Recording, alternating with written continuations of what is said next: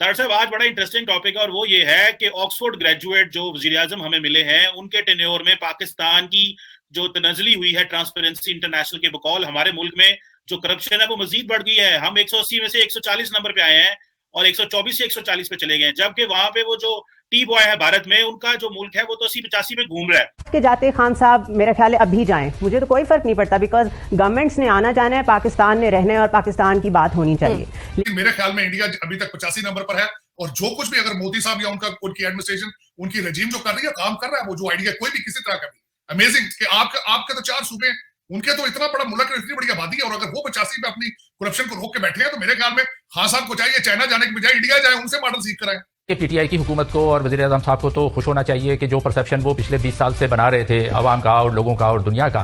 कि पाकिस्तान में सबसे ज़्यादा करप्शन है, अभी भी 3 साल 3.5 साल से ये इक़्तिदार में हैं। दुनिया में जहाँ भी ये गए, सिर्फ पाकिस्तान की बात नहीं है, बैरून मुल्क जहाँ भी ये गए हैं, इन्होंने शोर मचा कर दुनिया को ये बताया है कि हमारे यहाँ करप्शन बहुत ज़्यादा है और हमारा सबसे बड़ा मसला करप्शन है। जय हिंद दोस्तों, वेलकम टू जय हिंद टाइम्स। दोस्तों, हाल ही में दुनिया में करप्शन के ऊपर सर्वे करने वाली संस्था ट्रांसपेरेंसी इंटरनेशनल का सर्वे आया है, जिसमें भारत 80वें नंबर पे है। वहीं पर हमारा पड़ोसी मुल्क पाकिस्तान की जो पहले 124वें नंबर पे था, अब 140वें नंबर पर चला गया है। इसी बात पर करप्शन से लड़ने का वादा करके सरकार में आए इमरान खान को पाकिस्तानी मीडिया ने आड़ो हाथों लिया है और पाकिस्तानी मीडिया इमरान खान को सलाह देने में लगी है कि अगर उनसे कुछ नहीं हो रहा है तो कम से कम वो भारत से सीखे कि करप्शन को कैसे कंट्रोल किया जाता है। तो चलिए दोस्तों, बढ़ते हैं वीडियो की ओर। अगर वीडियो पसंद आए तो लाइक और कमेंट जरूर करें और चैनल को सब्सक्राइब करना ना भूलें। तार साहब, आज बड़ा इंटरेस्टिंग टॉपिक है और वो ये है कि ऑक्सफोर्ड ग्रेजुएट जो वजीर-ए-आज़म हमें मिले हैं, उनके टेन्योर में पाकिस्तान की जो तनज़ली हुई है ट्रांसपेरेंसी इंटरनेशनल के बकौल, हमारे मुल्क में जो करप्शन है वो मजीद बढ़ गई है। हम 180 में से 140 नंबर पे आए हैं और 124 से 140 पे चले गए हैं, जबकि वहां पे वो जो टी बॉय है भारत में, उनका जो मुल्क है वो तो 80-85 पे घूम रहा है। तो हमें तो ख्वाब दिखाए गए थे, मैं अकाउंटेबिलिटी करूंगा, जब ऊपर करप्ट लोग नहीं होते तो नीचे करप्शन नहीं होती। आज इमरान खान साहब के एडवाइजर कह रहे थे कि ऊपर कोई करप्शन नहीं है, सिर्फ नीचे ही करप्शन है। तारड़ साहब, ये तो वो सुहेल बड़ाई साहब की जुबान में खुला तजाद नहीं है। चीमा साहब, आज खान साहब के पास अब कोई इखलाकी जवाब मौजूद नहीं रहा कि वो मजीद अपने इस ऑपरेशन को जारी रखें। जो खान साहब ने कल कहा था कि मैंने अपना टाइम ये भी पूरा करूंगा और अगली टर्म भी पूरा करूंगा, खान साहब खुदा ना करे कि आप अगली टर्म भी आ रहे हैं, आप 185 नंबर पर 180 मुल्कों की करते हैं, आप उससे ऊपर ले जाएंगे पाकिस्तान को। तो खुदा ना करे कि खान साहब आप, अल्लाह ताला ये मैं समझता हूं कि कौम को ये इस अजाब में ना डाले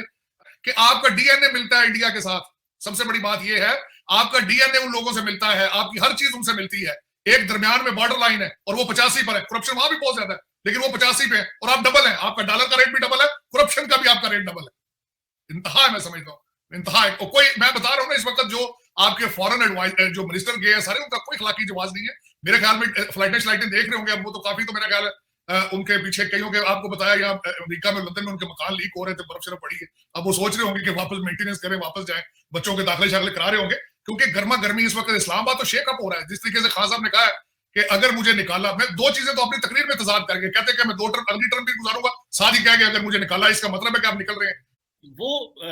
आपको याद है मलिक रियाज साहब है, बैरियर टाउन वाले, वो कहते हैं पाकिस्तान में 5000 का नोट खत्म कर दो, करप्शन खत्म हो जाएगी। तो ये तो तारड़ साहब, इस वक्त जो सबसे छोटा नोट चल रहा है इस्लामाबाद में और इधर उधर, वो तो 5000 का चल रहा है। और मुझे याद है, मैं सीडीएम में एक दफा गया, मेरा एक स्टूडेंट था, मुझे कहता सर मैं आपको दिखाता हूँ। तो सर मैंने खुद अपनी आंखों से देखा, उन्होंने कहा जी जो रजिस्टर आता है जिसपे मैं साइन करता हूँ, जो डाक चल रही है, उन्होंने कहा जी फी साइन पे हम 2-2 हजार ले लेते हैं, मतलब रूटीन के काम है, मतलब आपका कोई काम नहीं रूटीन के। तो सर 5000 का नोट करप्शन की वजह बनेगा। अब ये भी बात है कि जो नोट बड़ा आ गया तो करप्शन ज्यादा होगी। ये असल में ये जो उन्होंने रियाज साहब ने मिसाल दी है, इंडिया में आपने देखा होगा करेंसी को चेंज किया गया था, चीजें, ये मॉडल वहीं से लाने की शायद उन्होंने उसी का रेफरेंस दिया है।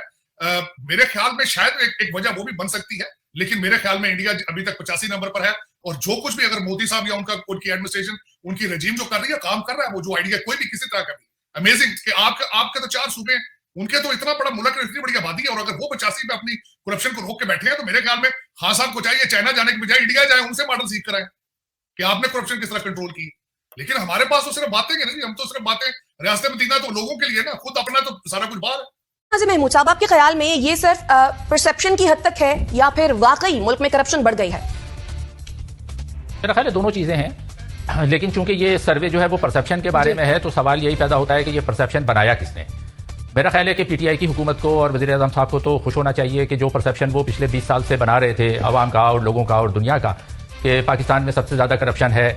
अभी भी 3 साल 3.5 साल से ये इक़्तिदार में हैं। दुनिया में जहाँ भी ये गए, सिर्फ पाकिस्तान की बात नहीं है, बैरून मुल्क जहाँ भी ये गए हैं, इन्होंने शोर मचा कर दुनिया को ये बताया है कि हमारे यहाँ करप्शन बहुत ज़्यादा है और हमारा सबसे बड़ा मसला करप्शन है। उस वक्त भी हम लोग ये कहते थे कि भाई वो